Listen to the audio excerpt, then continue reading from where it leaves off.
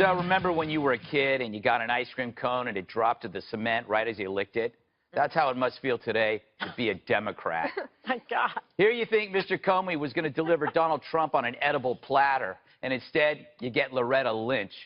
Comey told under oath that President Obama's Attorney General asked him to call the investigation into Hillary Clinton's email scandal a matter, not an investigation. Roll it, Francis.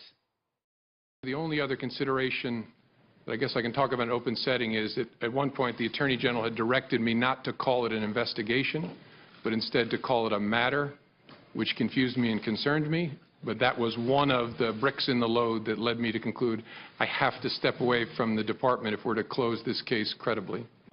It confused me and it concerned me. I would file that under wow. And it raises more questions than my question-raising farm. First, when does the hearing on this revelation begin? Lynch gave campaign language to Comey to cover up an investigation to help Hillary's campaign. That's inappropriate. We're talking Al Franken in a mesh thong. Inappropriate. But not illegal. Pass. True. And how great is it? This is wonderful. How great is it that Hillary is still causing the Democrats fits? The Loretta Lynch thing is only an issue because she had to deal with the Hillary matter. Hillary really is the Democrats' unrelenting mother-in-law who comes to visit when they least want her.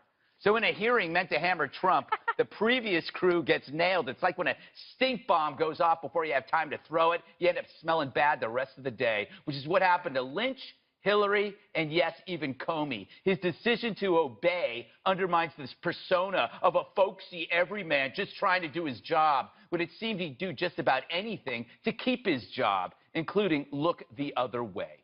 So interesting. I know what he's talking about. Do you not understand it? Do you want me to read it again? Let's do this thing again. But what are you accusing him of? What am I accusing him? That he wanted to keep his job. No, Loretta Lynch. I think that what she did is wrong. He obeyed her instruction to call it a matter because he wanted to get his job. According to the testimony, that's kind of what he implied. He didn't like it. It made him feel uncomfortable. Because everything makes him feel uncomfortable, Chris. Mean people make him feel uncomfortable. No, I get it. But should have a different when job. he talked about Hillary Clinton, and he called it an investigation. Yes, he did. He did. But he didn't he didn't question her. He didn't feel that was inappropriate. He didn't leak that.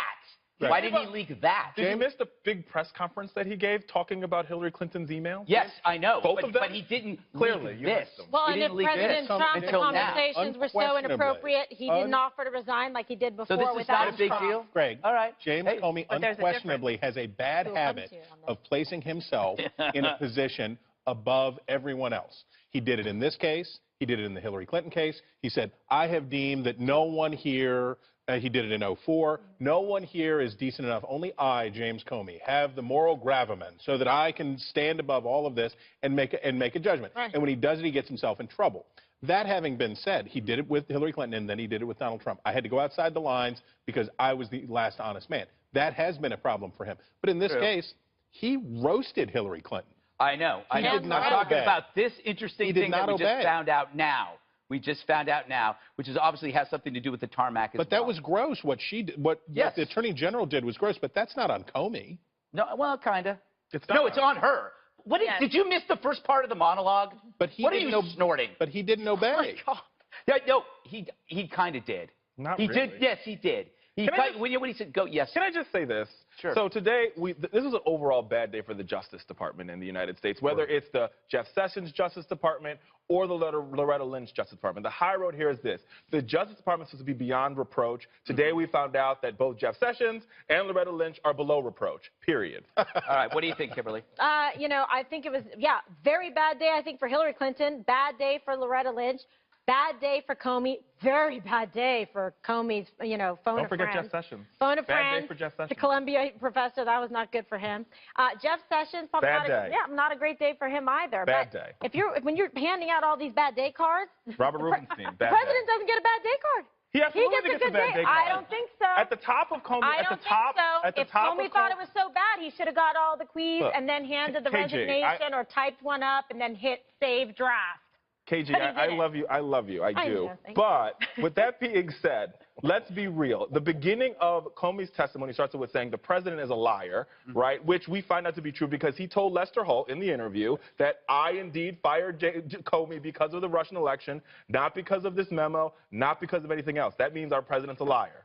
That's a bad day Wait, for the are you president. telling me there's somebody in the White House that has lied? This has got to be a first.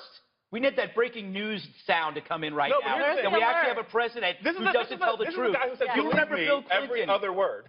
All He right. says, believe me every other word. Yes. We can't believe him. We know who we That's what we elected. know. We know who we elected. Don't believe him. Well, we know who we elected. Thoughts, Dana? Well, maybe one thing. So we mentioned 04, and in fact, I think it was Tom Cotton, the senator from Arkansas, Alabama? Arkansas. Thank you. Who asked James Comey to talk about in 2004, you went to the bedside of Ashcroft and all this stuff happened. But it sounds similar, right? So, but here's a big difference. George Bush didn't fire him because the aftermath of the consequences of firing him, I actually never asked him if he wanted to fire him. He probably didn't.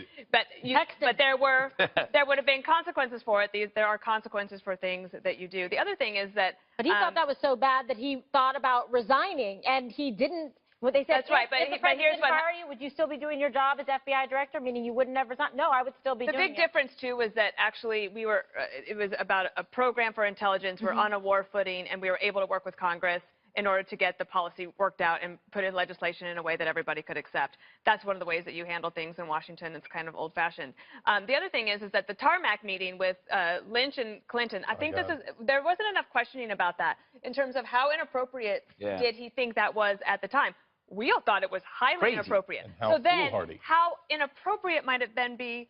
You could see why people would ask, why is it inappropriate for the president to ask everybody to leave and meet with the FBI director? There are parallels here, both sides Enormous. having a problem. All right.